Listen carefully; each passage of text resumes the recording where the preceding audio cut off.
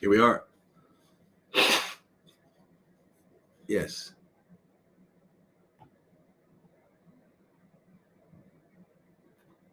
All right. Yeah. Good morning. But you're saying, wait a minute, what's he talking about? It's evening. Oh, good evening. What's he talking about? It's morning. Oh, good day. All right. So here we are um, on Sunday Night Live. Welcome, everyone, from all over the world. Um, uh, should I say all over the world? Is that okay if I'm considering a globe versus a disc? I guess you could be all over a disc and all over a globe. So that works either way for depending on what words you have in um, your vocabulary. Okay, so here before we get started here, Leona is.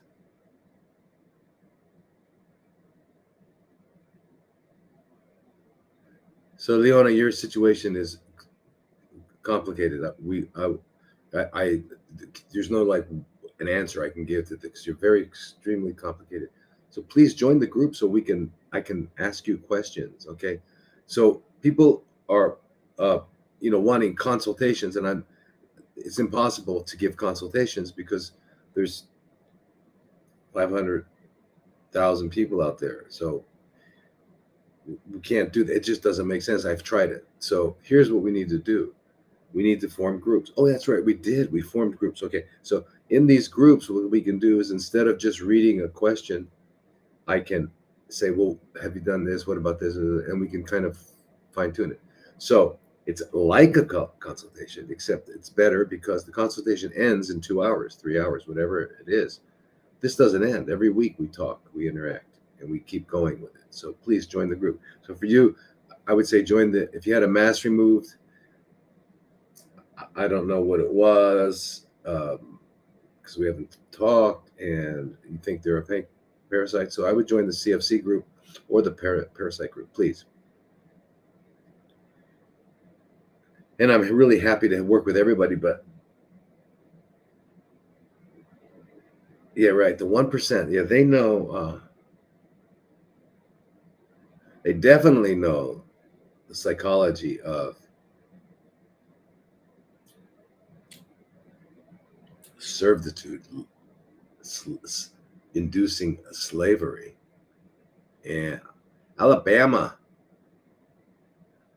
All right, cool. So we're all here. We're all here. So welcome everyone, and let's get started. And I guess this is not on. It's got to be on portrait. No, it's got to be on. But it's got to be on what? Be on. Yeah, there. Is that better? I don't know.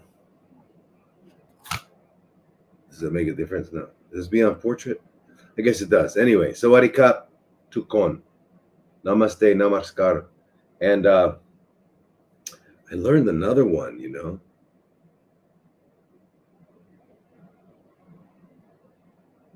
I'll do it next time. Anyway, so how much are the groups? Go to drlodi.com, drlodi.com, drlodi.com. Go there and you'll see the groups, and you can join any one of them because we'll still be able to interact. If it's the health and healing group, we'll interact every 2 weeks, but still every week you'll have access to. All right, from Russia with love. Hello, Mr. Tochka. Um, um, but you have access to, Vanessa, Donna, Darren, and who will be tremendous in your healing journey. And then we meet every other week. If you're in the parasite group, we meet every week and you get the same stuff. And if you're in the CFC group, we meet twice a week. So yes, join it. And then there's a lot of written material and webinars and stuff that are available to you as well. Am I still? Come on. Gosh. All right. So technology is amazingly entrapping. San Diego.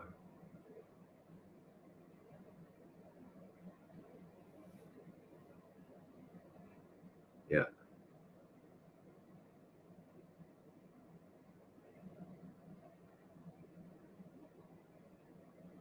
Whoa, you guys have such listen, so much interesting stuff going on in everyone's lives, and so that's why these groups, the Dr. Lodi community is full, of it's an amazing community. So I really, I wish somehow we could.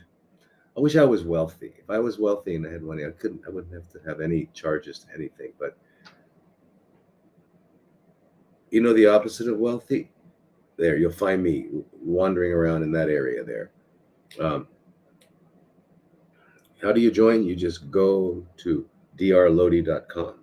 That's the website, and then from there it'll be instruction. Why is the air conditioner not working? What's the story here?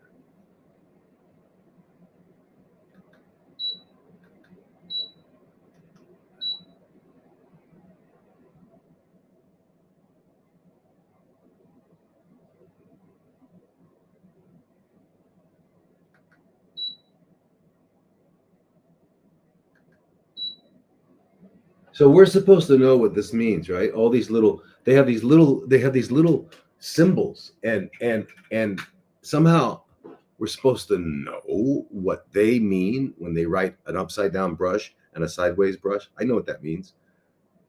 Sure I do.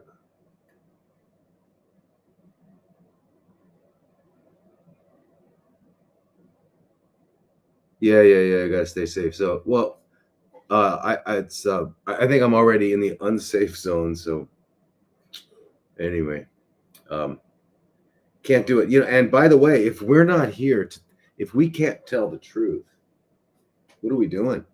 We got to tell the truth. We got to do it. We got to do it. So now's the time, everyone. In Thailand, all right, Craig, fantastic. You found it. Um, if we can't tell the truth, what are we doing? What are we doing?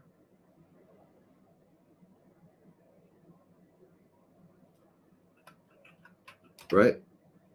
And we can't be scared to tell the truth because that'll keep us, uh, you know, then we're going to silently go under uh, into the depths of slavery. For me, I'm going to go in screaming and kicking and yelling. I'm going to be standing on the rooftops. This is the time for us to stand on the rooftops and say, not the British are coming, but that 1%. They're not only coming, they came. They're here. They've cast their web. So, anyway, don't get stuck in the web. So, what are we doing? Just as a reminder, this is Sunday Night Live, and it's on, it's on all the different social medias except for TikTok, because I don't have enough followers. Why don't I have enough followers? Because they keep canceling me for talking about such controversial issues as bee pollen. Yeah, I mean, shit, what was I thinking? How could I dare talk about bee pollen publicly? I mean, I should at least have had my tongue removed. Anyway, so but all the other ones, but you can still find us on TikTok at Dr. Thomas Lodi MD, just like on X, Dr. Thomas Lodi MD. The rest of them are Dr. Thomas Lodi with no MD, and that includes Facebook, Instagram, blah, blah, blah, blah, blah, blah. All right, so we're here. That's us. All right, so, and I guess I'm being heard. And this thing, come on, what the heck. All right, so let's jump into some questions. By the way, just as a note, we keep promising episode 4 exposing the myths, and our last promise has been October 23rd, but I'm not sure yet because we haven't gotten the word out, and I don't see, so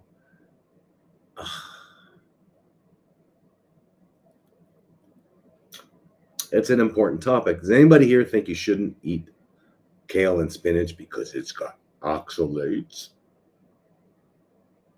Does anybody think they should avoid lignans and anti-nutrients and seed oils and should eat only animals? No, should eat only plants. No. So all of these controversies are only controversial because on purpose they throw in all sorts of half-truths and minimal truths, 5% truth, 2% truth, and the rest is lies or 90% truth. But there's a truth that's forbidden, so everyone's confused. Kale is no longer a superfood. It got changed, right? Yeah, somehow that got changed. Still trying to figure out how nature arranged that, but I don't know. I'm sure I could ask one of the experts, but anyway, it is still superfood. Shh. Don't tell you know. Don't tell avocado. Okay. Anyway, but all of these myths are myths, and what this webinar is going to do is expose them, and I'm going to expose them how? By showing you the research, some good solid research on every aspect of the myth. And each of these myths are extremely complicated, and each step of the way is wrong. So actually, and soy, don't eat soy, especially if you're a woman and you have breasts, especially if you're a man and have prostate. Well, that leaves out nobody. So don't eat soy. I'm going to tell that to the Japanese who are living 10 years longer than us. Stop eating the soy. Anyway, all these things are absurd, and we're going to shed the light on them so you can happily go about living the life that you're trying to pursue, which is a life of health. Okay, and a life of health is not something that happens to you. It's a result, a consequence of living how? Healthy. Oh my God. What a concept. Yeah. So health is obtained by living healthy, and there's no other way. Well, yeah, can't you? No. Well, what about no? If I just no. What if I take no? You got to eat healthy. You got to live healthy. Living healthy means what? There's the question. What does living healthy mean? Well, I can tell you this. What is definitely excluded in living healthy is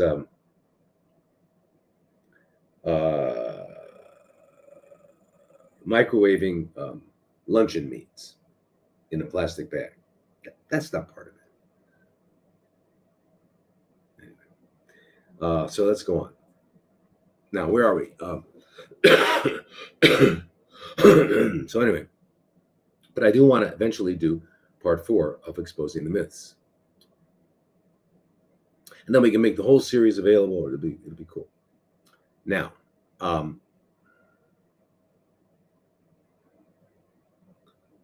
so LinkedIn, Rumble, YouTube, Facebook, Instagram at Dr. Thomas Lodi, and Twitter, X, TikTok at Dr. Thomas Lodi MD. By the way, X was just purchased by somebody. What the hell? Somebody who is not on our side. So what does that mean? Where's Scotty when we need him, right? Anybody seen Scotty anywhere? Hello, Maureen and Mary Lou. Mary Lou, you know that song by Ricky Nelson, right? Hello, Mary Lou. Goodbye, Heart. Great song. Great song. And for those of you who were born too late, there's another song there. There's a song in everything. Anyway, so let's get on with the purpose of this, and that is to answer questions. And of course, this is not going to work, and I'm going to sit here hot. Come on.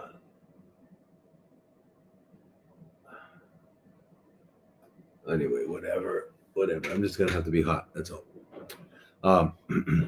So let's go to the question. Let's answer Al's question. Al, remember that? Call me Al. Anybody remember that? Call Me Al was what's his name? Chevy Chase, and who else? Nikki Gibbs. Hello. And then we're gonna answer Al Young because that's your question, Al. So we're coming up here any second. Um, anyway,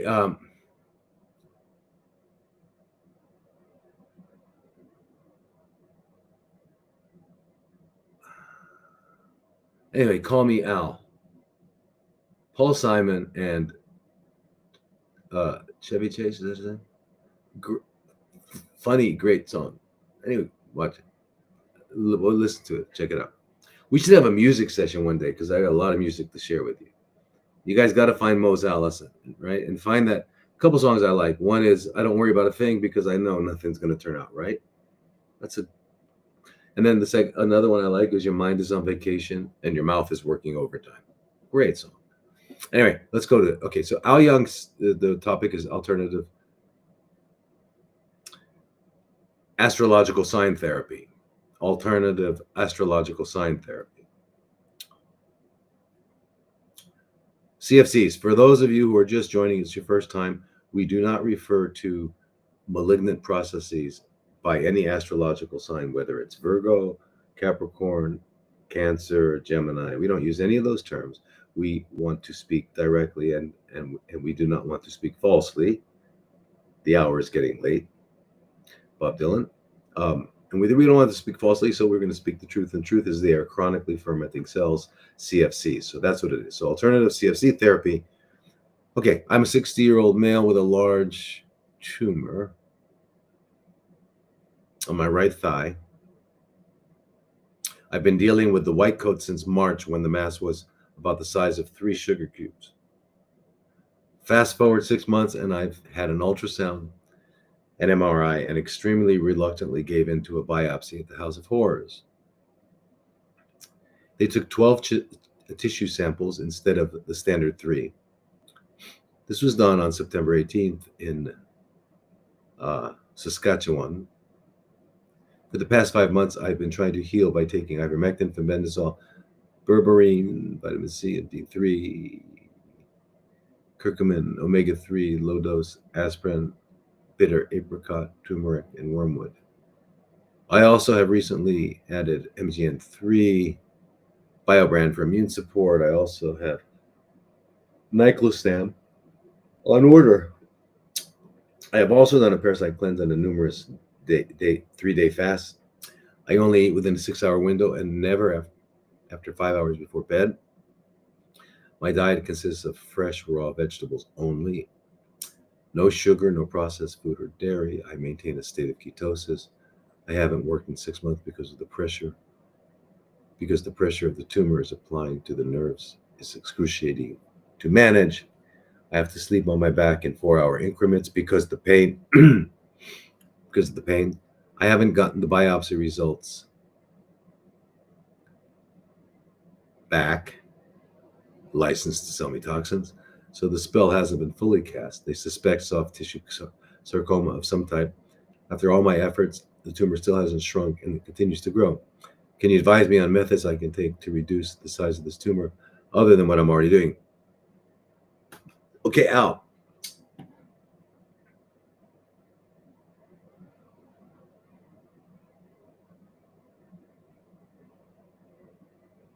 Here we go. Al. First of all, let's kind of look at your entire question here and kind of, you reluctantly gave into a biopsy at the House of Horrors. Yeah, I know. Can you imagine? How did that happen? You can think about it. What do they tell us that makes us want to go along with that insanity? Hey, you got a problem there. Let me just rip a piece of flesh out of it and look at it under the microscope, and it'll be gone. I don't know what they tell us. Anyway, so, but you did that. It's okay. It's done. It's all right. And they're going to give you the results. You don't need the results. The results are guess what? And by the way, they were what? They were suspecting a soft tissue sarcoma. Well, there would be nothing else to suspect. And then according to their nomenclature, soft tissue sarcoma means what? Oh my gosh.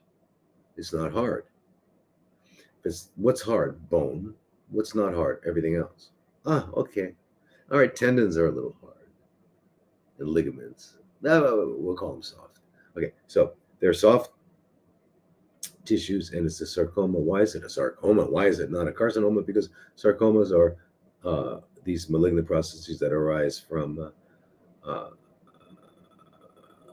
tissues that were originally in the mesoderm of the embryo. That's all it means.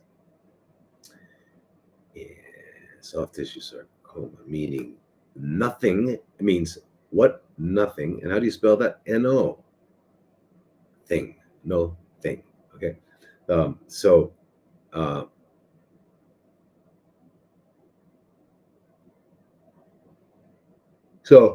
you don't want to hear their answer, because if you hear their answer, so don't be in touch with these people anymore.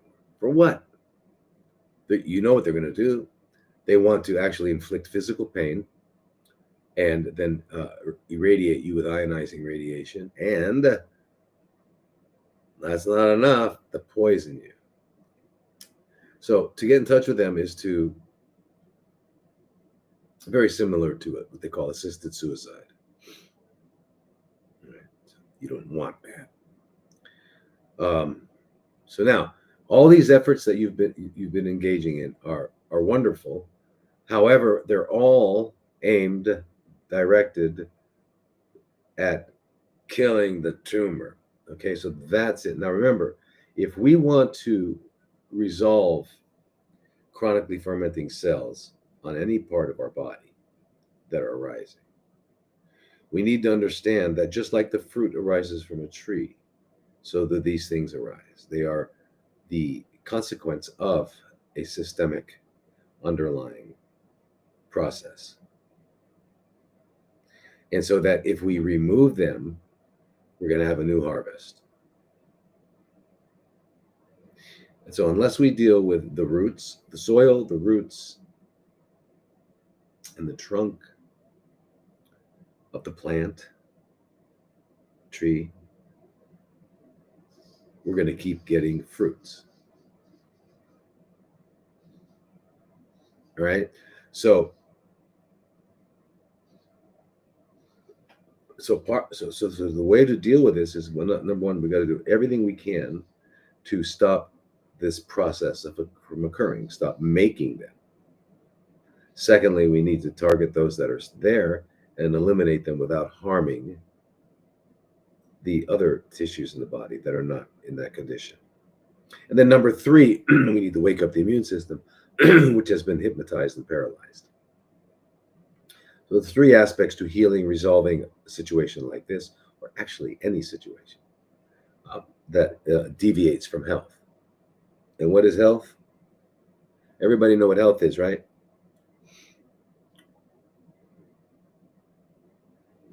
Anybody know what health is?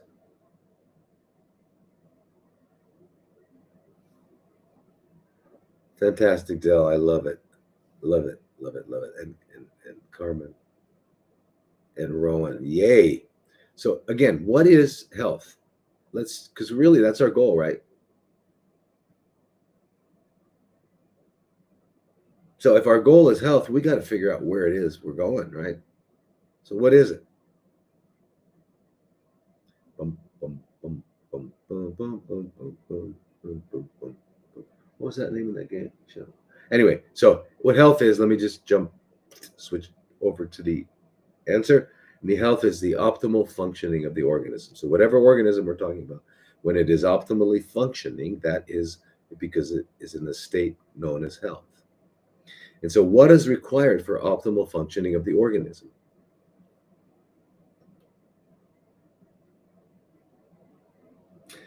What is required is that the organism is having all of its biological needs satisfied. And when that happens, it was engineered and hardwired to function optimally. It's quite simple. It's really not complex. Really not complex at all. And so, but since we're dealing with humans who have this extreme impediment called the mind, we have to also make sure that all of our biological and the psychological needs are being met. All right? And so that's the goal. Now, in order to do that, what do we have to do? For the first thing we got to do to make sure that all of our biological and psychological needs are being met is get rid of all the stuff that's impairing that, and that all the impediments to satisfying those biological and psychological needs, which means all of the waste and the poisons and the garbage. And so you got to get rid of that because that's going to block whatever we're doing. Right? So that's like the beginning. The beginning is to get rid of all the stuff that ultimately causes the situation to occur. So, which means what? We've got to clean our bodies out. And we clean our bodies out by flooding them with beautiful, wonderful, nutrient dense fluids, liquids. And we just, that's called a juice cleanse. we juice, the minimum, celery, cucumber, broccoli, and kale, lemon, and apple. I mean, you can modify those a little bit, but at least those, the celery, cucumber, kale, and spinach pretty much cover all the amino acids you need. And what amino acids am I talking about? Well, there are 20 altogether, 20 natural amino acids. And we only need 9 because we can make 11 of them. Not unless we get those 9. So for us, a complete protein, it has nothing to do with protein. It has to do with amino acids. That's right. Did he say that? Yeah, I said that. What did I say? I said we don't have a protein need. Humans don't need protein. What the hell? Is this guy a real doctor? What are we talking about here? Yeah. We don't need protein because if you got protein and you were able to somehow absorb it into your gut, into your blood, you would be dead. You'd go into anaphylactic shock. You don't need proteins. What you need are amino acids. And amino acids strung together form peptides, and string a few more together and you got a protein. Obviously, we're talking about nomenclature there, definitions, right? 100 or under 99 and less, it's a peptide. 100 and more, it's a protein. What are they? Strung together amino acids, and there's only 20 of them. Now, if we get 9, the 9 that we can't make, we've got what's called a complete protein. No, we got a complete set of amino acids. So once again, I'm going to say it again. We do not need protein. My God, this guy's sick. I'm going to switch off right away. Okay. We need amino acids. We need fats, and we need carbs. What else do we need? Minerals, phytonutrients, vitamins, all that stuff. Where do we get them? From corpses? No, we get them from plants. What do you mean you get minerals from plants? Well, if you've ever stooped down and grabbed a handful of earth and ate it, you'd find that you didn't absorb that many minerals. It's hard to absorb them that way. So instead, plants, which are anchored in the soil, take up those minerals and they chelate them. In other words, they connect them to amino acids and organic acids. And then when they're in that form, we can absorb them. So we actually need the plants for our minerals. The plants are what make vitamins and phytonutrients. All the stuff we need.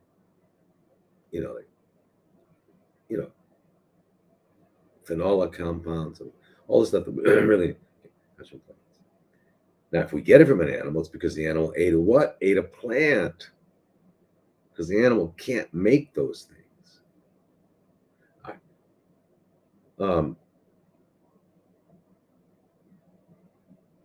So anyway, those basic 4 vegetables I just mentioned, celery, cucumber, kale, and spinach, are going to give you pretty much what you need in terms of that stuff. And then the lemon and apple they do other things, but most of all, it's got to taste good. Don't make it so it doesn't taste good, because if it doesn't taste good, you're going to be going inside, and that's going to wipe out your immune system.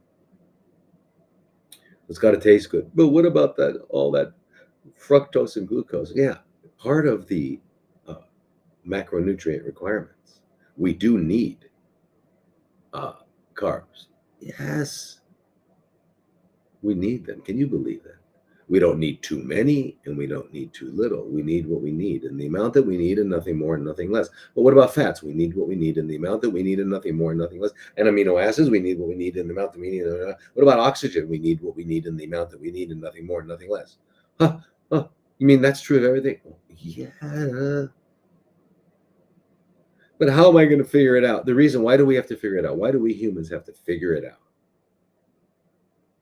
Because we left paradise.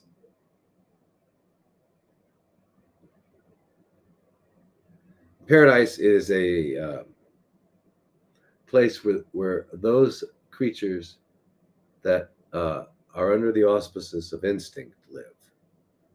Because when you're under the auspices of instinct, you don't have to think about it. You will instinctually eat and drink and sleep and do everything the way that is required. But if you've been kicked out of it because your mother and father said, stop, don't, no, stop, don't, no, stop, don't, stop, no.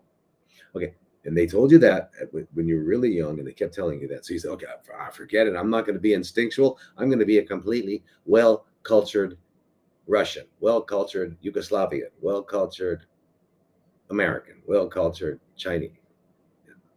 Okay.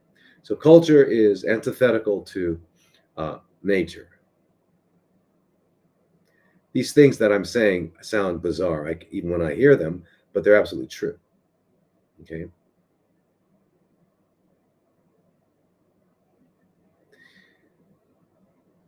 And let me give you a little metaphor here to help you understand what I'm saying. Because when you die, what happens? When you die in the body, what happens to the body? Okay. The holy breath of God leaves the body. What happens? The body turns back to earth. It doesn't turn back to Yugoslavia. It doesn't turn back to Russia. It doesn't turn back to China or America or Australia. No, it turns back to earth, meaning that we are earthlings, meaning that the whole concept of, but she's no. We're earthlings. And you see that fly, you see that horse, we're all earthlings. Meaning what? Our physicality is of the earth, and the spirit which animates it is divine. I'm the same as a horse. Well, not exactly, but yes. My God, it's absurd, controversial stuff he's talking about. I came here to get some real answers, and I'm giving you real answers. I'm giving you the ability to think, the ability to reason, because I want you to have understanding. Okay, so understanding. Okay, so now,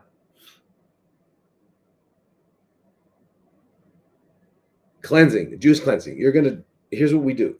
We make a minimum of 3 liters a day of these fresh juices. We make an enough apple or pineapple, whatever you want to make it delicious.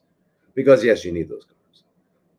Carbs, by the way, are not only fuel, they form structure and function. They're part of the receptors on our cells. They're not just that. They're not just fuel. And yes, we need them, and without them, we're dead. And you can't not have glucose. By the way, try to go on a ketogenic diet as much as you want. And the ultimate ketogenic diet is water. And what you're going to find is a month later, a month and a half later, check your glucose. You still got it. You don't have to eat it. Your body will make it. Why will your body make it? you need it. It's just the way it is. So for us to get some natural sugars that are necessary for life, it's okay. I'm not saying a lot. I'm just saying enough. Enough to make it taste good. Why do we want it to taste good? So you'll drink it. If it doesn't taste good and you don't drink it, you can't do the juice cleanse. I mean, this is not rocket science. It's not even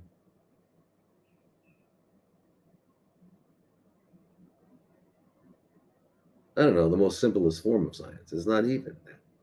It's just basically common sense. It's just basically that which one becomes aware of when they have their eyes open. All right? But don't but da to me. We have to open our eyes and look around and we'll understand all that I'm saying. Because I'm not saying anything that's weird. I know you don't believe that. Yeah, I know you probably think I'm weird, but that's okay. So we drink tons of this juice until, not tons, 3 liters, okay. 3 liters until we are peeing and out of all orifices. And we keep doing this until we just basically change the water in the aquarium. What aquarium? What's this guy talking about?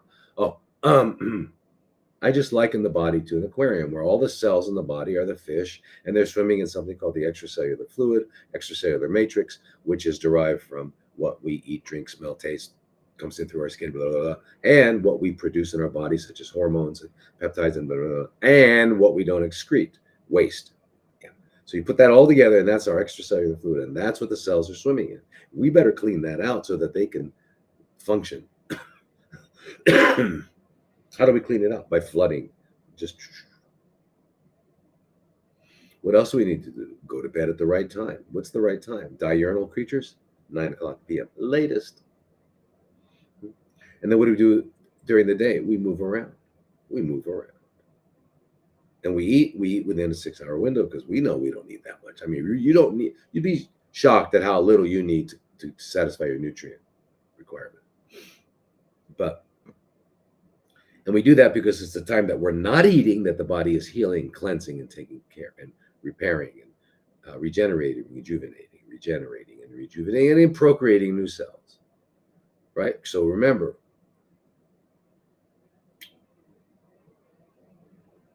regenerate, rejuvenate, and procreate. It's very similar to Genesis 1:28, where he said, go forth, multiply, blah, blah, blah, blah, blah, blah, regenerate, rejuvenate, procreate. That's what our gift is. That's the promise. That's how we were designed. And so that's what we will do. And all we got to do is not have anything in the way and give it all the things that it needs. And that's what will happen. And when we regenerate, rejuvenate, and procreate at a beautiful harmonic resonance that is associated with our biology, we have a condition called health, which is joy, energy, clarity, optimism. Right? I'm sure we got a few more adjectives there, but got the point. That's what that is. All right. And so clean. And that means clean the colon. Why do we have to clean the colon? Because we don't have healthy bowel movements. Why don't we have healthy bowel movements? Because we don't eat healthy food. And we don't live the way we need to. That's why. So you got to help it out, clean it out, and do all that stuff. And then finally, you've got to learn to control the genie, because the genie is really good at getting you stuff you need. But if you don't keep the genie busy, it turns on you and kills you. So you got to keep this genie busy. So you tell the genie to, hey, you see, genie, I want you to make a pole. And then I want you to go up and down that pole until I need you. That's how you control the genie. And that pole happens to be your breath. So you already got a pole. It's called breathing. So have the genie go up and down that pole until you need it. Otherwise, it's going to turn on you and make you crazy and jump off a cliff. Anyway, yeah, this is all true. So now here we are. That's what you got to do. And I don't know if you've done that, Al, but that's what you need to do. Am I saying your name right? It looks like Al. You know. And then, but anyway, you got to do that. And you've got to go to a biological dentist to make sure that, I mean, a real biological dentist. Okay. then all these things become, and that also includes balancing hormones, balancing your central nervous system, autonomic nervous system, balancing your immune system, balancing all these systems, healing the gut. There's a lot of stuff that needs to happen. And most of it happens with the cleanse. You notice the word I'm using is happen, not do. We don't do it. We don't do a detox. I want to do a detox. No, I'm going to stop toxing, and my body will naturally detoxify. Okay. You don't do these things. They happen to you. All right. So then, Al, all these things you're taking are great, but are you taking the right amount? And are you, how are you taking it and all that? So all of that needs to be, and that's not everything. You didn't get the fundamentals, which we've talked about multiple times. And then the third part we want to do is wake up this immune system because it's been hijacked. Okay. So what you're close, you're on the right track, and it's obvious you're willing to do what's necessary. So let's go for it. Join the group, the CFC group. You definitely need to join the group, and we'll talk every week, dialogue. I'll ask you a question. Okay.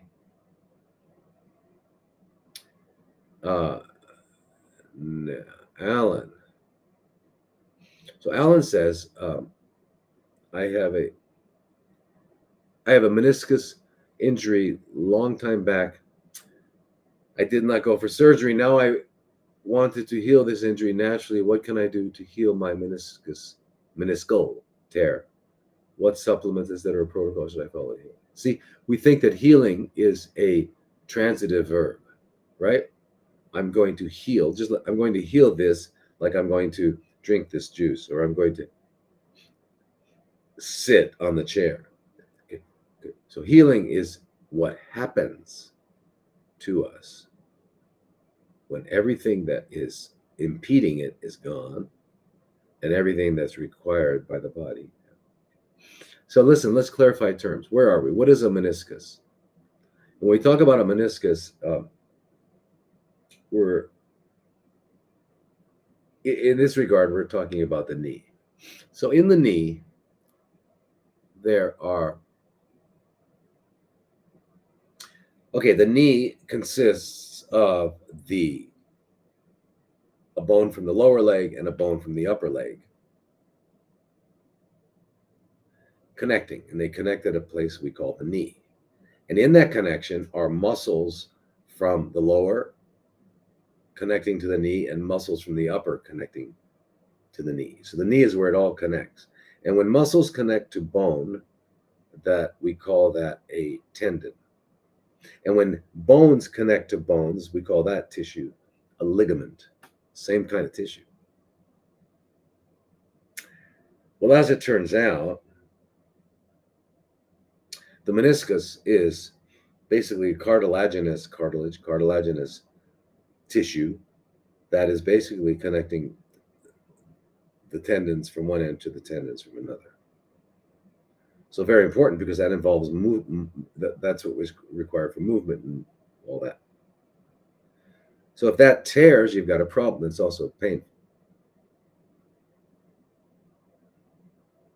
So how do we heal? What is healing all about? No matter what you're talking about, whether it's a meniscal tear of the knee or an anterior cruciate ligament or any other ligament, or a muscle tear or a wound cut, how do we heal?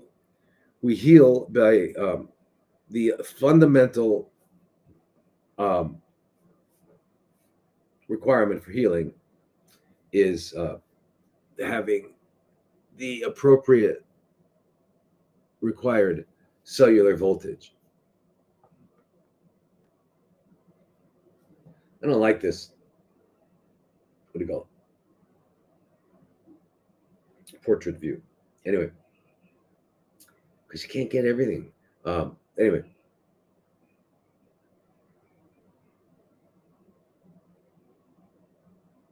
What's required, what I mean by cellular voltage is that we know that biological systems are electromagnetic, and we know that life is when electrons are flowing, and when they stop flowing, it's all over. It's called flat line, right? Flat line means there's no electrons flowing, and when there's no electrons flowing, the body gets disconnected from consciousness. It falls away. Consciousness doesn't. It's still there. Always has been, always will be. But the body falls to the earth and gets recycled back into earth.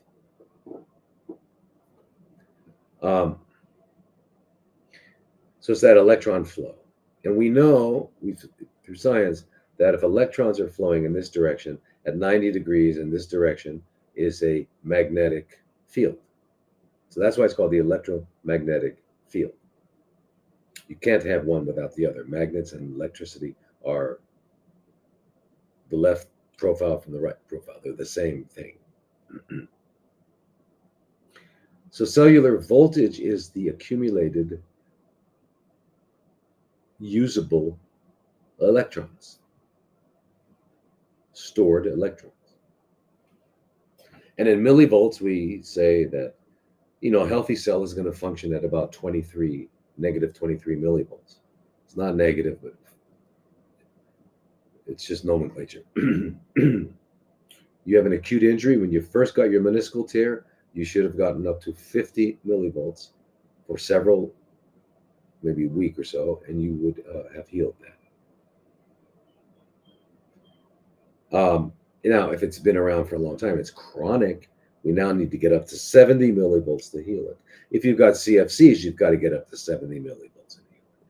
Whatever is going on that's on a chronic condition, you need 70 millivolts because that will heal it. That will heal it. Okay. Now, the process of the body healing is what we call inflammation. And inflammation has 4 basic cardinal signs.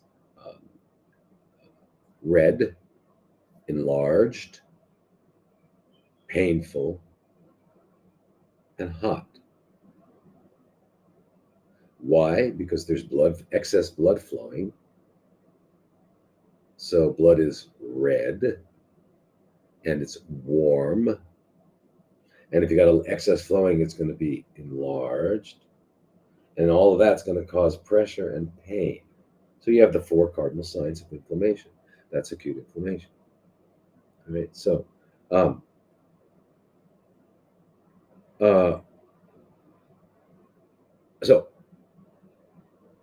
and if you do get the minus 70, you cannot have any disruption. The tear will be healed. The CFC will be gone. The goal is, how do we get it up to there? Now, without talking about all the other ways with lifestyle, etc., let's just look at specifically for the meniscal tear. You can put on a magnet. There are magnets called neodymium magnets. Neodymium magnets are medical magnets. Medical magnets, because they do what? They heal. How could a magnet heal? Because remember, a magnet is at 90-degree angle from the flow of electrons. So where you have magnets, you will have electron flow. So by putting the magnet there, it increases the electronic flow. What's electronic flow? Electrons. What happens when we accumulate electrons? It's called cellular voltage. So they use neodymium, Neodynium,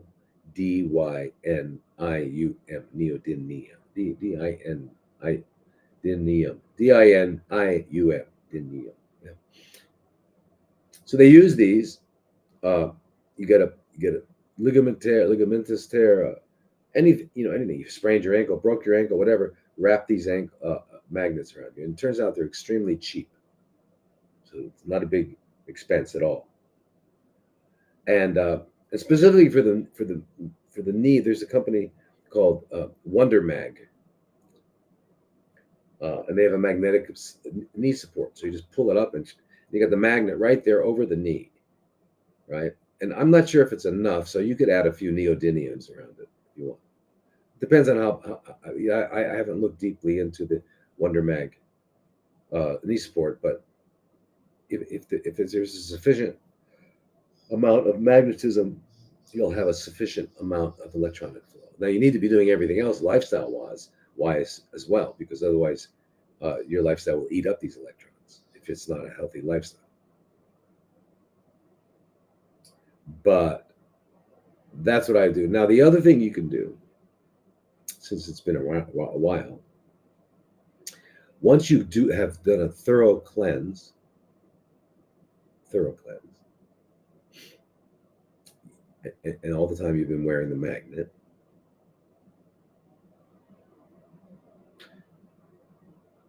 you can also, well, probably in the divided states of America, you couldn't find it.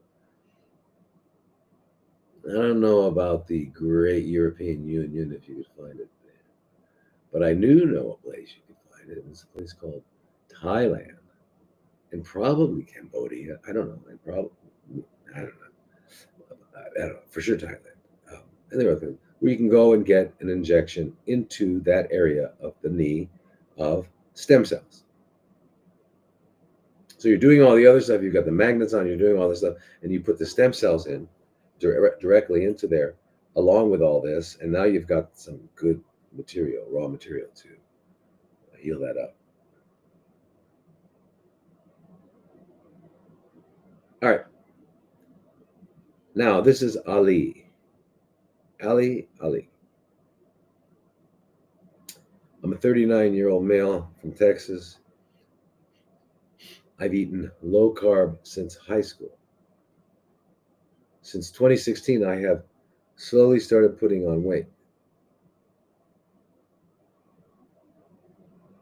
I used to weigh between 150 and 165 pounds, and currently I'm around 185 to 200 pounds. Diet is still low carb. I don't know what to do. I've tested thyroid as well, TSH, T3, T4, and all the levels are in the normal range.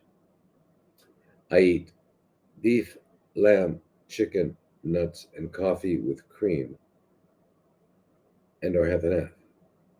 No bread or rice, no added sugar. What could it possibly be if it's not my thyroid? Do normal thyroid levels automatically rule out thyroid issues? My A1C is 5.7. Thanks for reading. Okay, so now, Ali. First of all, if you're only eating corpses and nuts and coffee and just a little bit of fat there, and your hemoglobin A1C is 5.7, what does that tell you?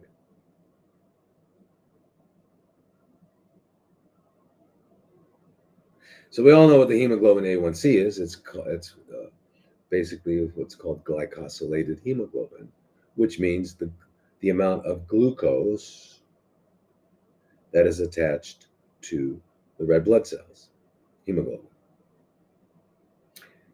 And 5.7 is up there, meaning somehow you're getting glucose. So where would you be getting glucose if you're not eating glucose?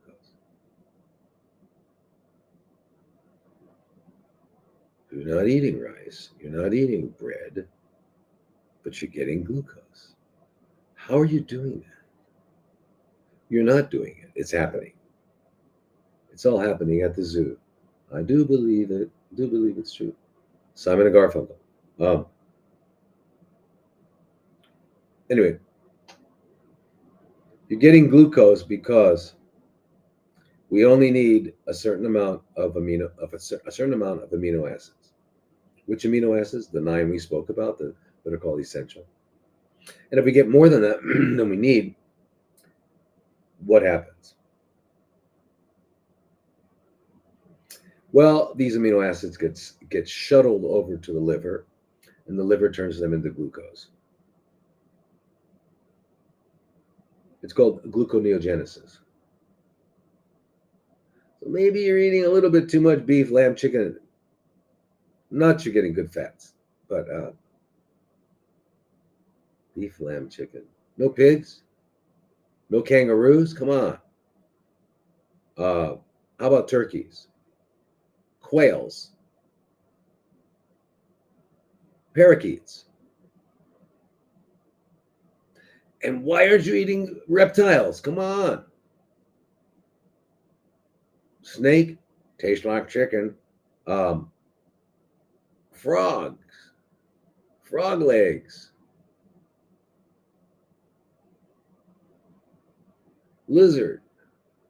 Anyway, I'm being facetious, which means I'm being real.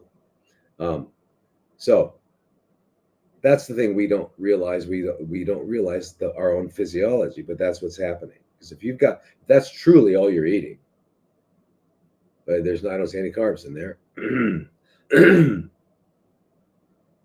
Then it's got to be that you're making it. I mean, that would be the only conclusion, right? So then you got to say, well, if I'm making it, how am I making it? And it's the way I just explained to you. All right. Now, for some reason, God, well, if you don't like that word, use the word nature.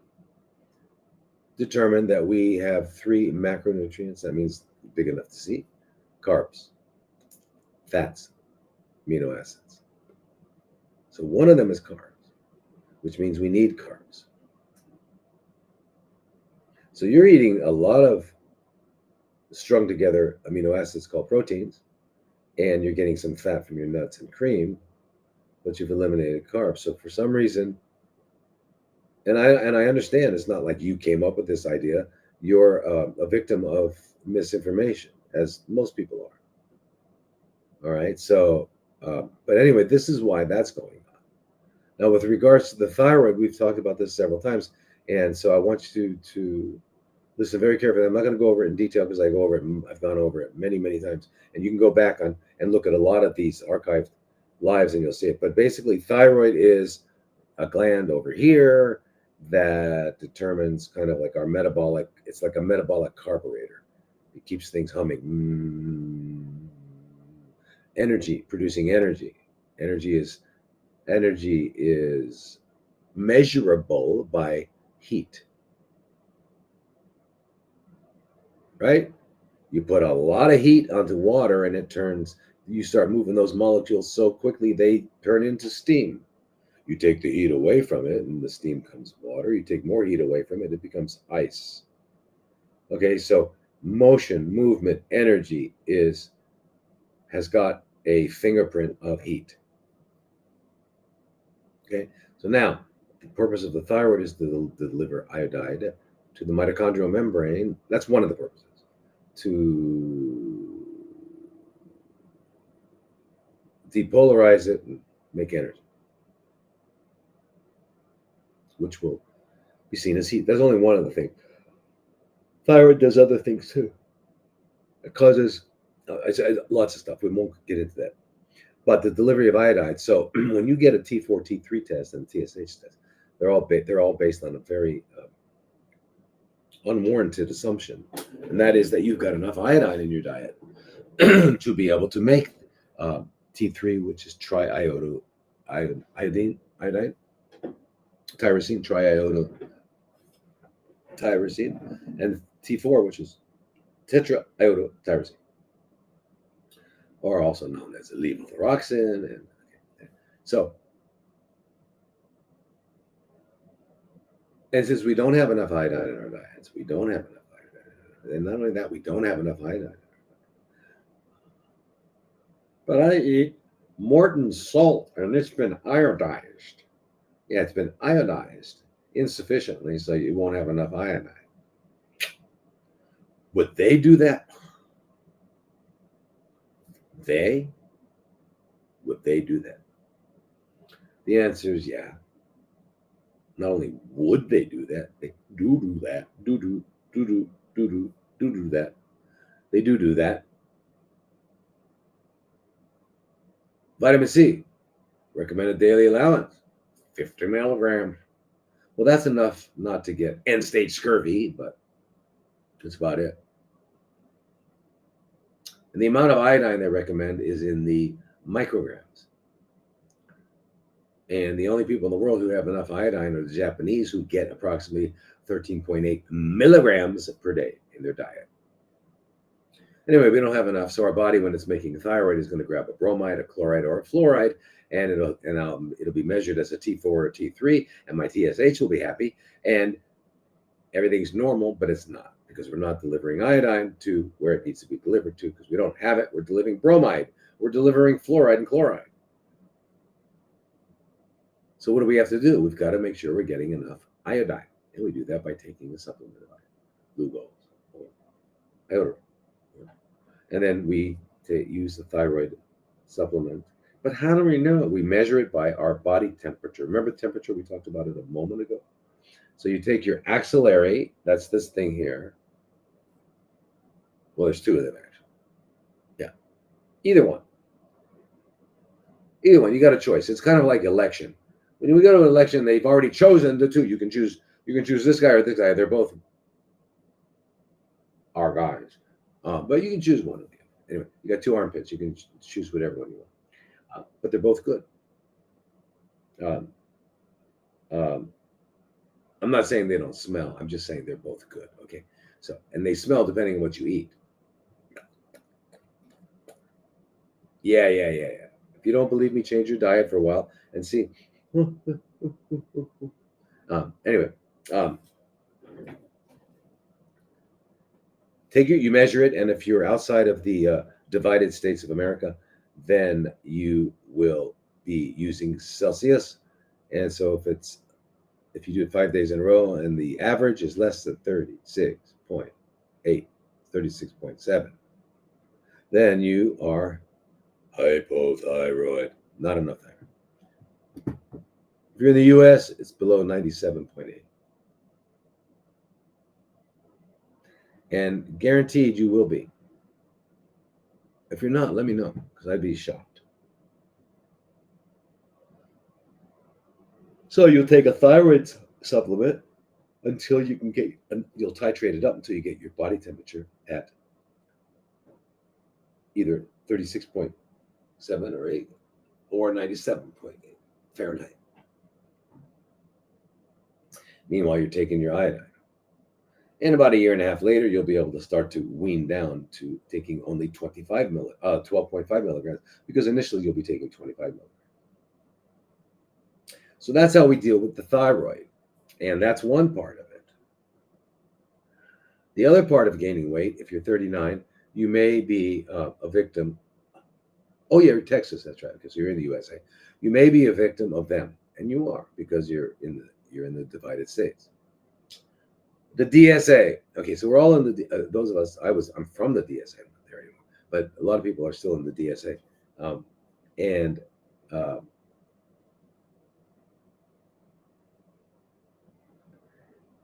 they do all these amazing things, like in the air. These nano aluminum, and then the plastics and all this stuff. So they really disrupt our hormones. And the reason I say that is because I've actually, at first I was kind of shocked, but I had young men, late 20s, early 30s, with testosterone levels equal to what I'd expect in a 75-year-old man. And they were there asking for Viagra. So our hormones are messed up. DHEA, all they're messed up. And when that happens, we have weight gain. We have weight gain from that kind of hormonal disruption, from thyroid hormonal disruption, and lack of movement, appropriate movement. There's many reasons for it. However, there are hormone disruptors, and we wind up getting that. So by adjusting and balancing your hormones, including your thyroid, your adrenals, your androgens, your estrogens, estrogens, all of them, you bring them all into a healthy balance, and you're eating healthy and moving around, you will not be overweight. It's impossible.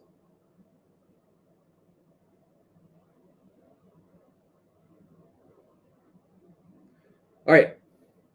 Next is Tracina. The opposite. Had trouble gaining weight all my life, 62 now. Was told I have parasites eating my nutrients. West doctor Western doctor said it's rubbish. Was that Western doctor referring to himself, herself, or something else? I think they were referring to themselves. Maybe they didn't even know it. My gut is disturbed at all the time. I would like to cleanse heavy metals and parasites out. Please help. Very good, Trisina. You're in the right track. So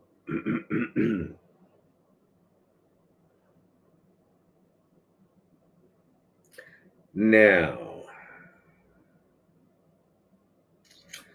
to have a parasite.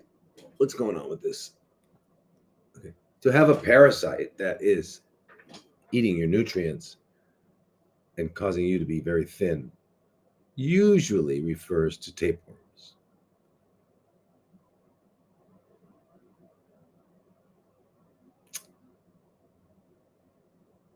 If that's the situation,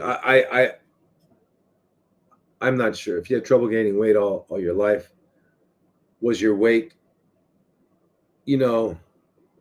living in the cultures that we live in, like for example, the culture that we live in now in the Western world, which is everywhere. We got rid of the East. We're all West now, yeah, because they're all eating cheeseburgers, French fries. Well, not all of us, but I mean, Okay, so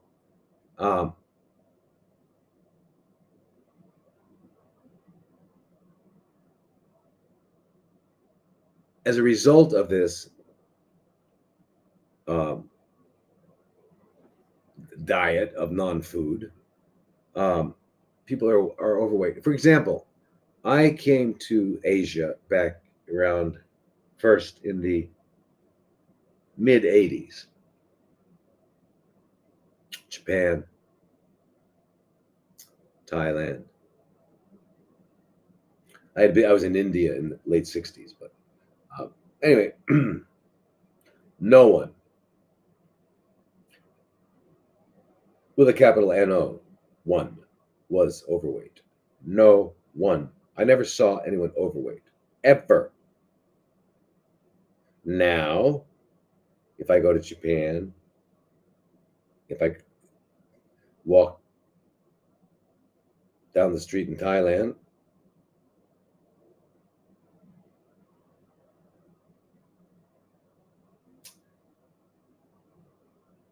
at least half of the people are overweight. And why is that? Because the West has metastasized. And the West is now everywhere.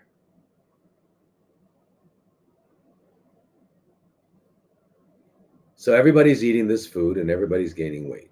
It's incredible. It's incredible. Everybody's eating this food. How the hell did that happen?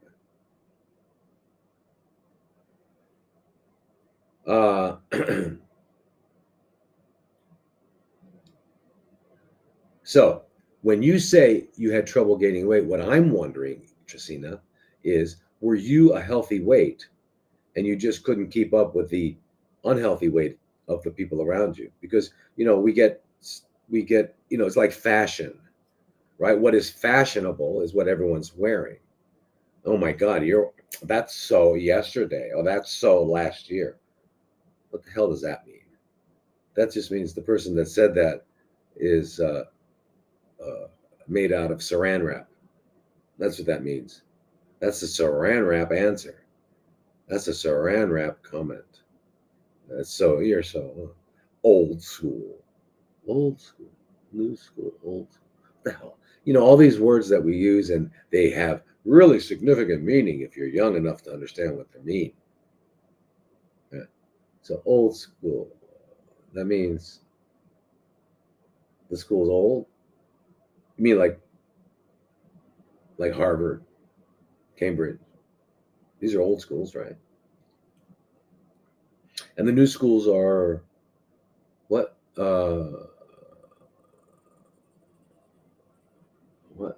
I'm not sure. So someone please let me know what new schools are someday. Um, and so anyway, what I'm saying is this: I don't know if you were underweight at all. I doubt it. I think you were probably healthy, um, and that everybody around you was not healthy. And you might not have been healthy by choice. You might have had a good, healthy metabolism, and things were being gobbled up, which is a blessing. Um, anyway, so the Western doctors, the only way to have a conversation with them is let them talk to themselves, and you leave. All right. So what we should do, the Western doctors, is uh, turn them into one hand clapping. One hand clapping is kind of, well, I won't even go into the metaphor that came to my mind. Forget that. But leave them as one hand clapping. Okay, don't talk to them. In other words, what I'm trying to say. And if your gut is disturbed all the time, welcome to planet Earth. Welcome to humanity. Right? Not necessarily the dogs and the cats that are non-domesticated. The wild ones, they don't have problems. It's when we domesticate them, which is torture, which is almost animal cruelty. Do you realize that when you domesticate an animal, you're committing animal cruelty? Wait a minute, I'm an animal lover, and I have. Okay, is your animal living a natural, healthy life? Well, yeah, but I do. I mean, I, and that, okay. Anyway, I'm cruel to animal. I have two cats that I have living with me. Poor cats. Can you imagine living with me? Poor cats. Anyway, so yes, um, domesticating animals is animal cruelty. I know I'm going to get shot for this. I'm going to get shot, vivisected. I'm going to have to commit harikiri, right? And then you cut my head off. Anyway, our guts are disturbed all the time because of what we eat. Okay, because remember, whatever we eat is what they're eating. It's like a duh. Yeah. So what we're eating, they eat. And if we're eating like fast food, we're going to have a certain microbiome. If we're eating home cooked food, we'll have a certain. If we're eating vegetarian versus animals, we'll have a certain. If we're eating uncooked versus good. So whatever we're eating is going to determine the gut. So if our gut is disturbed, that means we're not eating human food. It's all it means.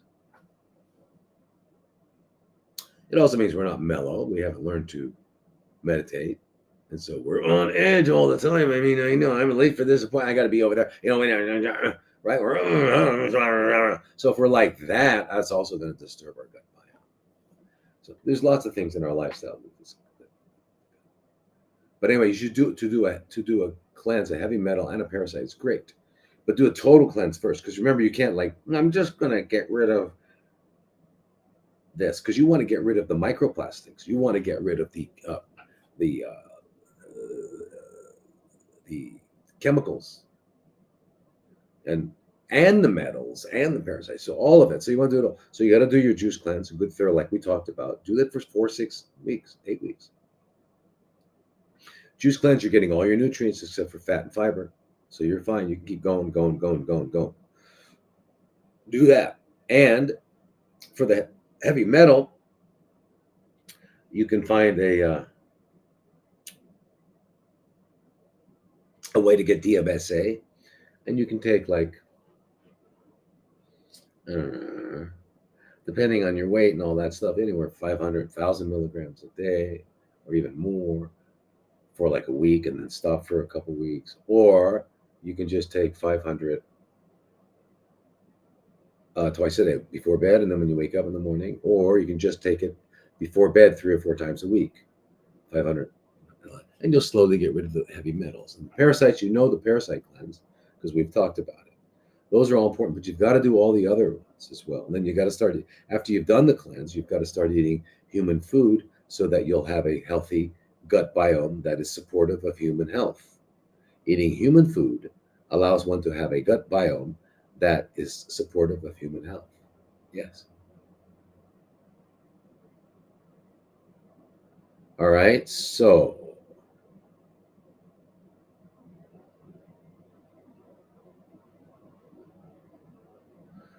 Um,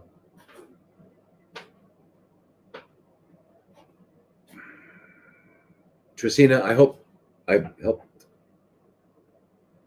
Now this is Shawnee, and Shawnee says metastasis to liver causes swelling and partial collapsed bile duct. What would you suggest? Now, and the topic is breast CFCs. So the breast CFCs have metastasized to the liver, and now we have swelling in the liver and partial collapse of bile ducts. So that is obviously just a small part of the picture. So I don't have enough information at all to go very deep with this, but in general, the metastasis to the liver, which is a tumor that's obstructing and blocking and all. So it's not surprising that the bile ducts are collapsed due to the size of the tumor and the location. And I don't know if by swelling you mean just the liver swelling, or you've got ascites, or what. So, Shawnee, drlodi.com, join the CFC group so we can talk. Because I have so many questions to ask you. I got to find out a lot more. But what do I suggest? Exactly what I've been saying. Cleanse, biological dentistry, cleanse. Rebalance, restore balance in your entire physiology, which is hormones, autonomic nervous system, gut, rebalance all that stuff. So if you notice something here, there should be a theme coming out and becoming clear to everyone, and that is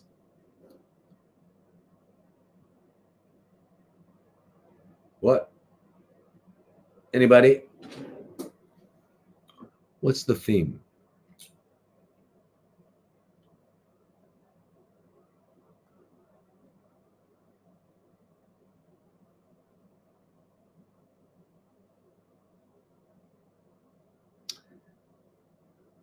The theme.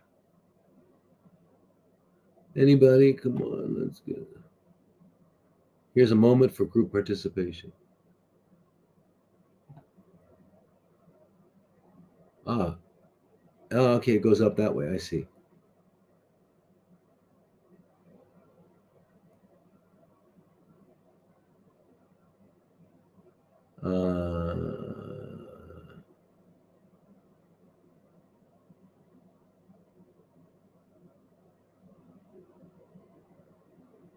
Anybody?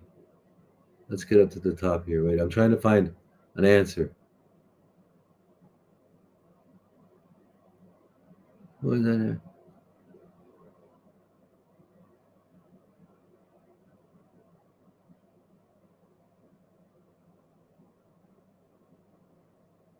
here? Anyway.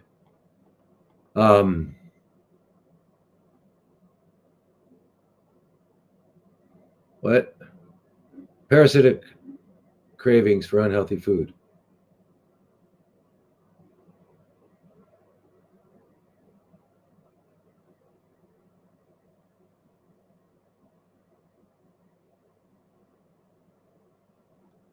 Let's see if we can get over here.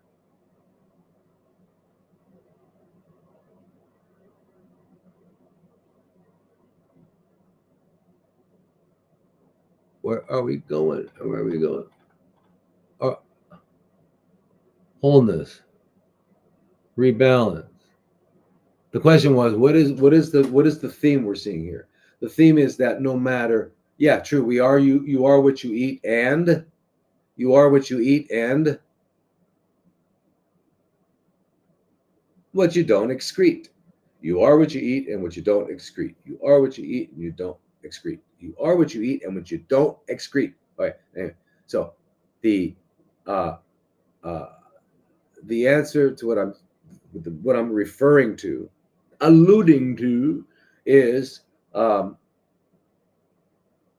regardless of what your situation is, that has resulted in you being in a place that has deviated from health, optimal functioning. So whatever you want to think, what did it? How did that get rid of? Exactly. Get rid of the trash, garbage. You've got to do that. You need to cleanse. You need to cleanse.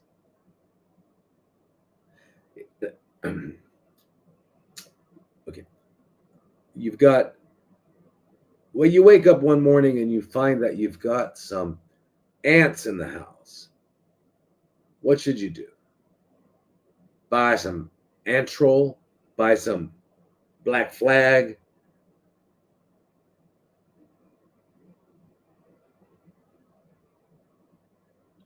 Get rid of their food. Eliminate whatever they came to eat, because they came to eat. They didn't come to parade.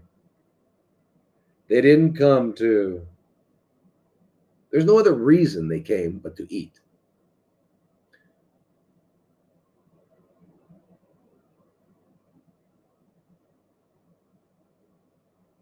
All right, yeah. Get rid of whatever food that the ants are eating. That's it. That's all you got to do. You have to kill anything. Kill their motivation. Kill their raison d'être. Okay? Well, the reason of being there. Okay? All right. So that's it.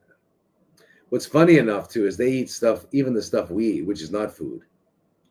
Yeah, we eat not food. We eat non-food. Or we eat once was food. We have a lot of once was food, right? I have bags, and there's bags of once was food chips and once was food other stuff. All kinds of bags of stuff. By the way, there was a constipation question there, and that is uh, do a cleanse.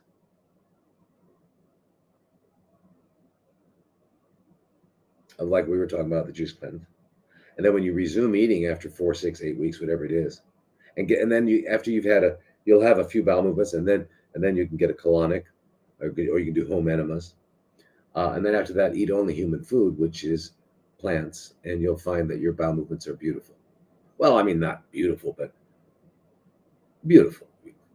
Not that you're going to take pictures and post them, but you know, you know what I mean.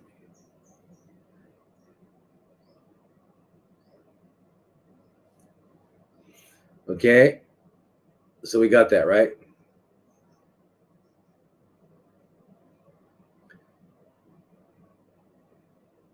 All right. So anyway,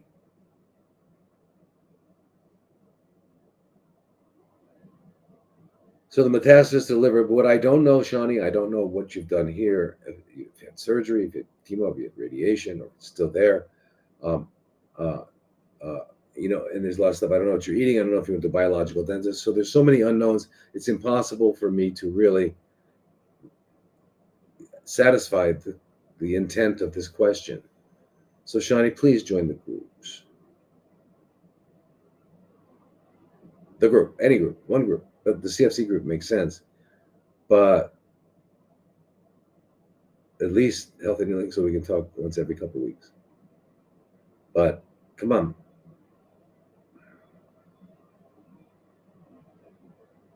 All right, next one is Clark, and the topic is lupus. My wife has had severe sore breakouts all over her face and body. It has happened several times over the past few years.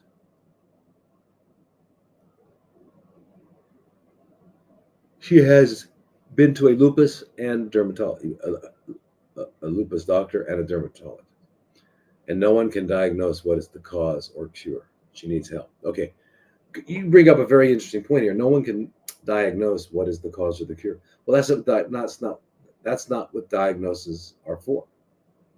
Diagnoses have nothing to do with cause and cure. Oddly enough, what do they mean? A diagnosis is sticking a label on it, a name on it. That's all.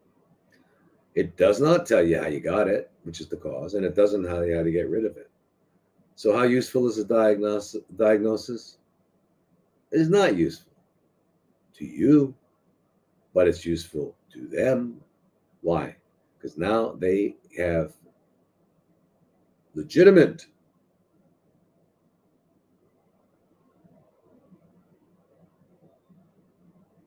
goods and services they can sell you.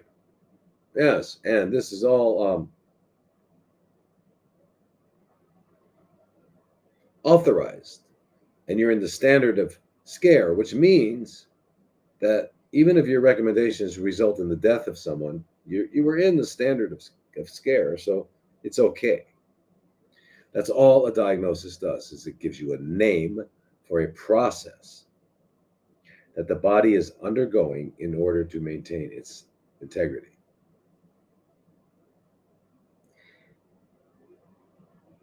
So, exactly, diagnosis. So you don't want a diagnosis, Clark. That's not what you're really asking for. What you're asking for is how do we deal with this? Now, I don't know where you got the idea of lupus, since you're saying she had severe sore breakouts. I'm assuming it's kind of like either she's getting like pimples or abscesses or ulcers or what. I don't severe sore breakouts. I'm assuming that's what you mean, and that has not at all to do with lupus. Okay, so I'm but if nobody can put a name on it, that's amazing. The name makers, called doctors, the namers, that's what we'll call doctors, namers. The namers couldn't put a name on it. That must have frustrated the hell out of them. Oh my God. Look, I can't find the name. Can you see them? Can you see their white coats grabbing their head and running down the hall screaming? I can't find the name. So, all right. So they didn't find the name for it, and so they didn't know how to poison you. Interesting. I can tell you right now, severe sore breakouts all over the body, several times over a few years. Is not lupus. So, what's going on? Clearly, since our skin is one of our um, major organs of excretion, something's being excreted, being eliminated through the skin. So we'd have to look at all of her other organs. How are the bowels? How are the kidneys? How's her breathing? Um, and I'd have to see one of these things on her body.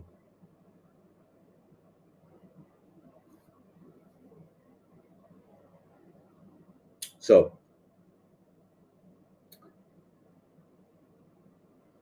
it's really, really, really difficult to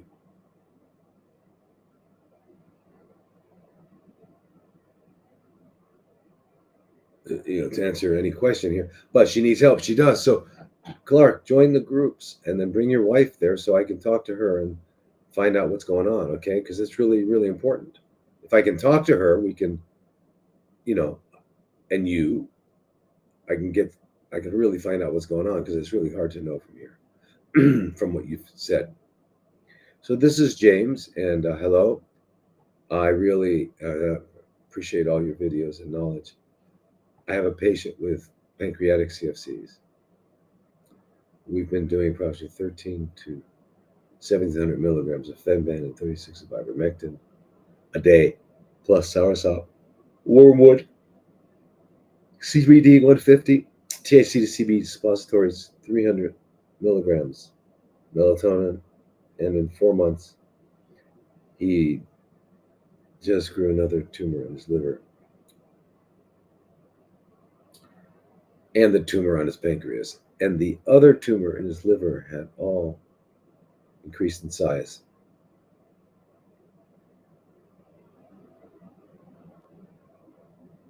So, what's the best thing we could do for this gentleman to help him with pancreatic CFCs?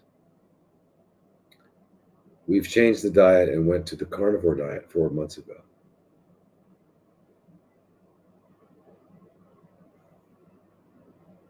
and doing tangerines for his 90 essential nutrients. All right. Well, I hope these are okay, but anyway, first of all,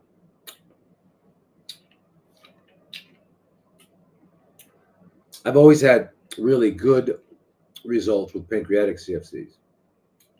And the reason is this.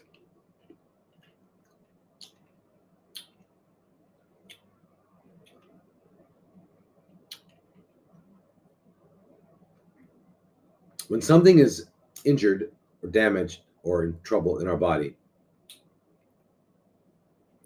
such as a sprained ankle or whatever, the best thing to do initially is to give it a rest and a chance to heal. So you elevate your leg, you elevate whatever, relax, let it heal.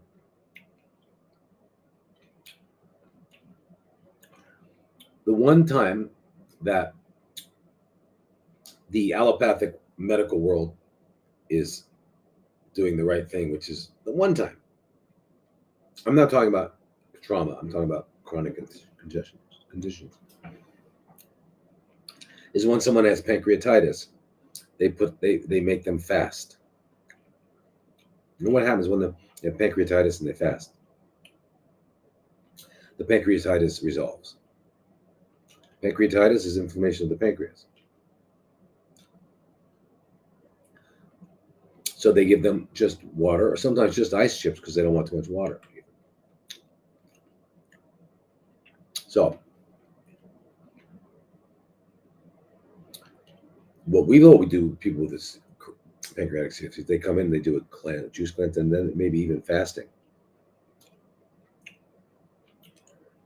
And then since the pancreas is one of the main organs of digestion, we make sure that it is working minimally and easily as it was designed.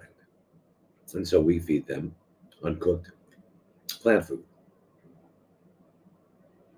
And I've had stage 4, like you're talking about here, resolve quickly. I mean, we do a lot of other stuff, intravenous vitamin C, ozone, we do all the other stuff, colonics, enhance the immune system and all that. But fundamentally, we don't do that because a carnivore, an obligate carnivore, which is what we're forcing the human to be. The obligate carnivore that of the mammals that we know of is the cat family.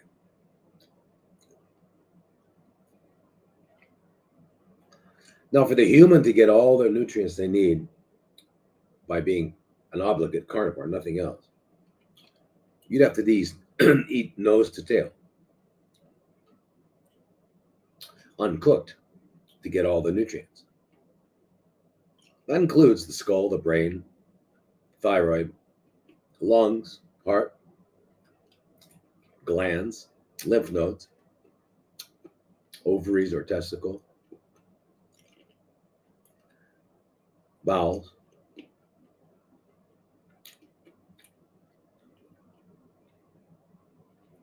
cartilage, bone.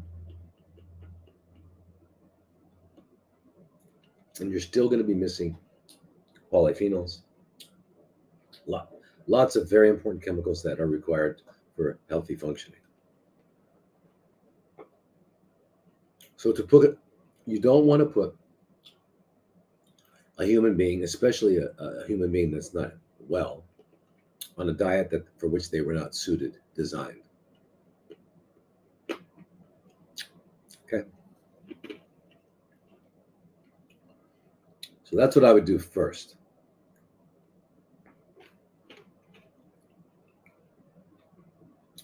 Right now, it's time to do a really thorough cleanse really quickly. You've got to be getting enough vitamin C. So 2 grams of liposomal vitamin C 4 times a day. Vitamin D overdose, 40, 50, 60,000 units a day. Mixed carotenoids, same thing, overdose.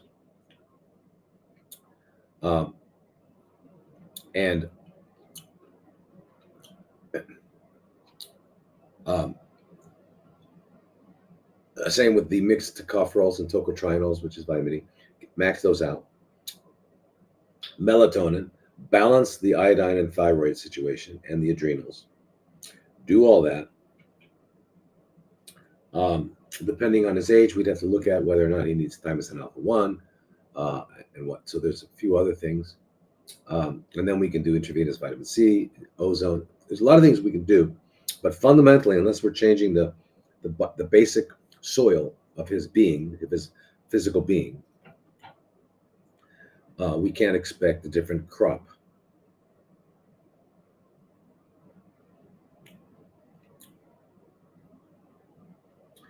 Now, the obligate carnivore, the cat, has got a very extremely efficient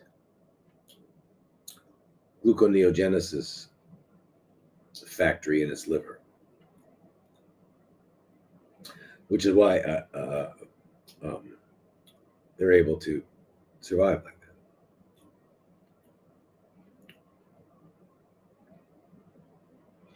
And remember, the animal in the wild, the cat in the wild, will be eating the animal alive.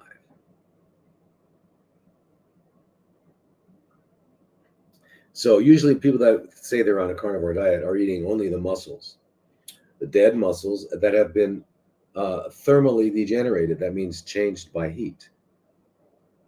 Because most people don't like to eat raw corpse muscle, right? Most people don't eat raw corpse, right? Not into that. There's no corpse sashimi for this guy. I ain't gonna eat this corpse sashimi.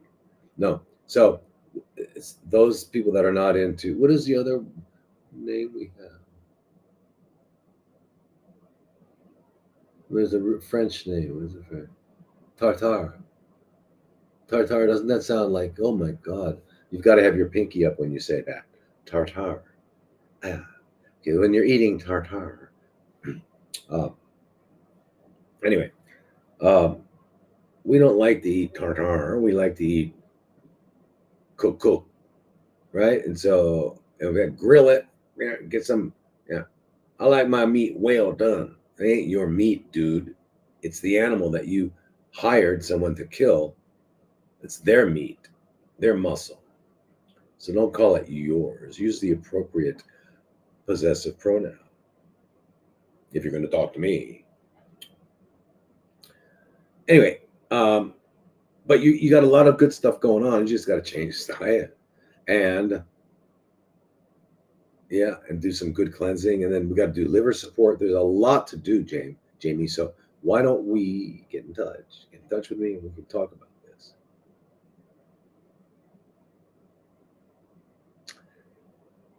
Or join the group. Join the group, and we can talk. Yeah, that's the best way. Join the group. Join the group, the CFC group, and you'll learn a lot too in taking care of people.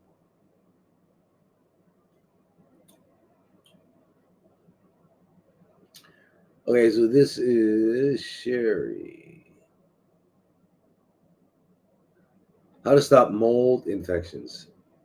Gene that does not detox mold. Mold is everywhere in the world, and wireless technology supports the growth, according to Dr. Ed Group. I have zero tolerance. What is really going on, and how do I stop it or reverse the gene? Well,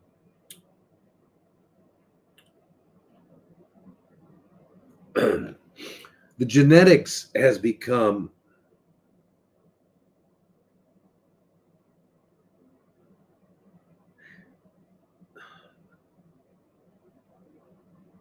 well, it's this big, huge. When I say huge, I mean huge ball of unknown. They love that because they just have to say genetic. He's got a genetic predisposition, whatever that means. Genetic predisposition. I love that word because it means less than nothing. Less than nothing. And I'll be happy to talk to a geneticist about this. Okay. So if you got any geneticists out there, let's have a private conversation. Anyway, so when they talk about genes for mold infections, They look at the human lymphocyte antigen. They look at, I don't know, different things that they think are specific to this, and you've got a mutation. Even in the complement system, which has to do with blood clotting, right? They think that the complement 4A, which is the C4A gene, you were born with that. No, you weren't. If you cut yourself shaving, or what, you keep bleeding? No, it's all absurdity. So all you got to do, so just understand this. You don't have to reverse or stop the gene because it doesn't have anything to do with it. They use this because now they sound like they know what they're doing. He's got a genetic disorder. What does that mean? Nothing. Nothing. Nothing. Should I say that one more time? Nothing means nothing means nothing. So you lost that. So that you don't have to worry about anymore, Sherry. So mold is everywhere. So we're talking about improving your immune system, and improving your body's ability to stay alive on this planet. Then we need to do what? We need to restore health, balance to all systems. And we start with cleansing. We start with cleansing, like we've been talking about all day, and we'll be talking about all day tomorrow. And then next year, when we come back, we'll be talking about that too. Because it is the alpha and the omega, all right? And the gamma and the delta and the epsilon. Yeah. And phi. Beta. Anyway, so that's what we need to do, Sherry.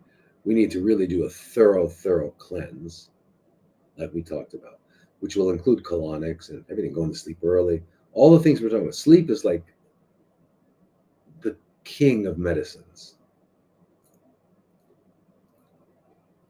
That thing that I just sucked on is hurting my stomach. So what should I do? I should say, aha, pain means stop. Also, I won't do that anymore. It did help my throat. See, it must be allopathic. Helped my throat and wiped out my stomach.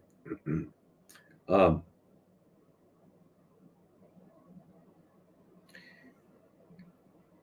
and then the world and wireless. And so, how do we know whatever symptoms you're feeling are due to mold and not simply due to the wireless technology?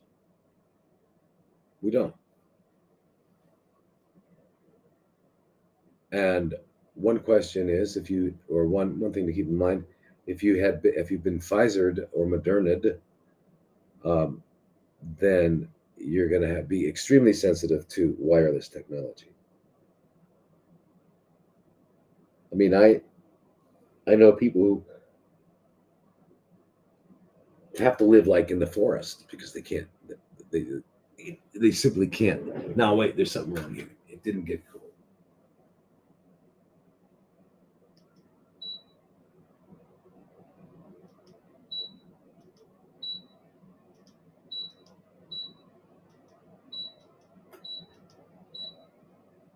What? How do you know? They've got these asterisks, then they've got a triangle, and then they have a rotary, and then they have a sun, and I'm supposed to know what they mean. What they mean is, unless you are AI,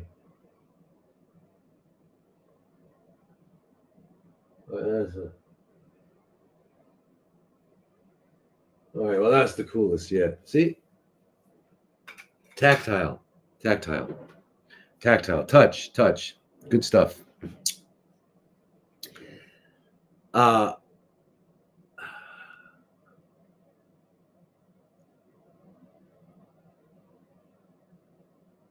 anyway, Sherry, you're a victim of their words, their false words, their absurdities. All right, there's no gene that prevents mold detox. I mean, it's come on.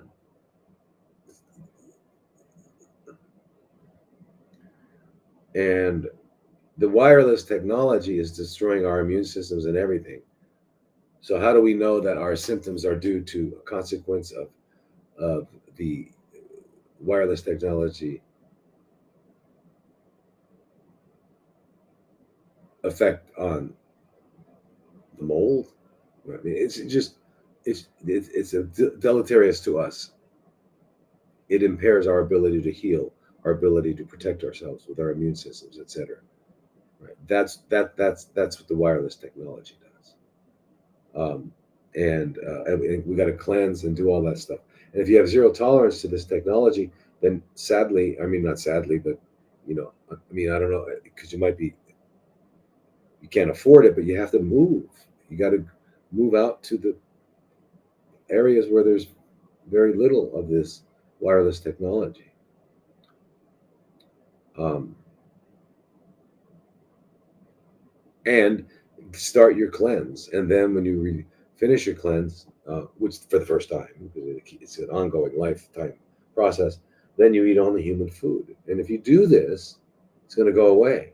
And I would also advise to do some sort of metal detox because those things get, having these heavy metals and including graphene oxide in our tissues and stuff get activated by 5G. And I don't know what the hell 6G is. And I don't want to know. I want to pretend like I wish the whole concept was gone. I mean, 5G, 6G, 4G. I'm sure the G stands for Gates. I don't know. Isn't it? Doesn't it stand for Gates? William Henry Gates III, aka Smiling Billy Boy.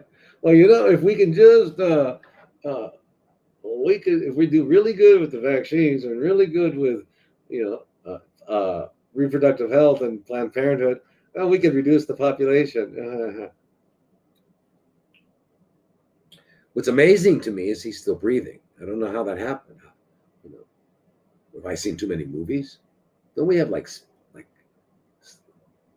former special forces people around? Where are they? Anyway, I'm just having a momentary reminder of. All right, done now. Um, Sherry, you know what to do. Christopher, are plants like onion, garlic, and clove effective for removing parasites? And do you accept United? I have newly discovered issues with COPD because the janitor at Emory is now a radiologist in Florida. Okay, Christopher, I'm going to have to read that one more time. I have newly discovered issues with COPD because the janitor at Emory is now a radiologist in Florida.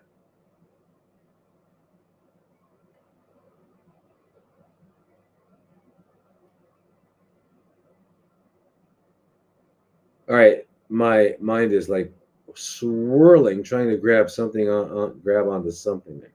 Let's start with the first sentence because that one I can deal with. Are plants like onion, garlic, and clove effective? Yes, yes. Allison in the onion, in the garlic. I mean, there's amazing biomolecules in clove that are extremely effective. Yes, and these are part of Hulda Clark's protocol, which I think is fantastic. So the answer is yes. Do I accept United? No. Well, I'm not in the U.S., so I'm not. I'm not. I don't do that. But my clinic in Arizona, we don't accept any insurance, and it's not that we don't accept it; they don't accept us. Because if we say that we put on the whatever it is we write out that we did ozone, they're going to go, what? You did what? You did what? So they won't. It doesn't matter. So the insurance has nothing to do. Insurance only pays for Rockefeller um, subsidiaries. Now you have new. So that's that answer. So you have newly discovered issues with COPD chronic obstructive pulmonary disease is what that stands for. And there's basically two kinds of COPD, uh, restrictive and obstructive. The one we usually think about is obstructive, such as asthma, bronchitis, things that prevent you from getting air, from you inhaling, getting air, right? So asthma, you're wheezing, or you can't get it in. And then the restrictive are the ones where you can't blow it out. So emphysema pretty much is the classic restrictive, and asthma would be the classic obstructive.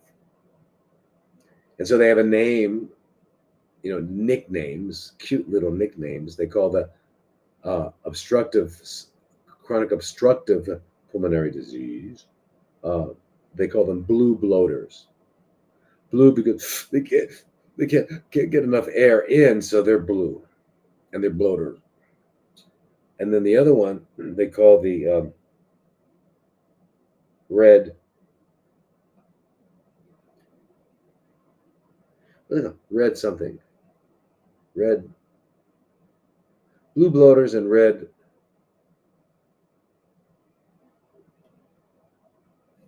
Wait a minute, I gotta find that out there. I know an AI will know the answer to that. Let's see. Blue bloaters and red. Oh, not red, pink. Pink puffers. Okay, yeah. Blue bloaters and pink puffers. Isn't that cute? Anyway, the pink puffer, why? Because the person with emphysema can easily get it in, but they can't blow it out. So they're puffing to get it out, and they're all pink because they've got plenty of in, and so they've got oxygen. Their hemoglobin is saturated with oxygen, and they're pink. Whereas the other guy can't get it in; they're blue. But those are the two kinds of chronic obstructive pulmonary. And even though the one is restrictive, they don't call it chronic restrictive pulmonary. So anyway, so the thing is, never try to understand them because they don't understand themselves. They just kind of blah, blah, blah, blah, blah, blah, blah. It's called verbal. It's somewhere between verbal masturbation and diarrhea. There's a place in there. It's where masturbation meets diarrhea, and that's what you call allopathy, allopathic medicine. Yeah, it's really hard to describe, but let your imagination take you to the land of allopathy. Okay. Anyway, but I'm not so sure how the janitor at Emory, who is now a radiologist in Florida, I'm not sure what that has to do with your COPD. But if you're having COPD and it's newly discovered, then it's not yet chronic, unless it's been around and was only just discovered. But hopefully, it's not a chronic condition, and it'll be easy to deal with. And whatever you're dealing with, you've got to do what we've been talking about all day, and that is clean, clean, clean, clean, clean, clean, clean, clean, clean, clean. Get rid of the poisons and the garbage and the waste and the junk. Get rid of it. Go to a biological dentist. Do all that, and then start eating human food. Go to bed when humans are supposed to go to bed, and do all the things that humans are designed to do, which would include things like would not include things like flying or eating corpses, or so. Anyway, but you know what? Please, Christopher, rewrite this next week and let me know what the janitor in Emory has to do with a radiologist in Florida, because I didn't get that.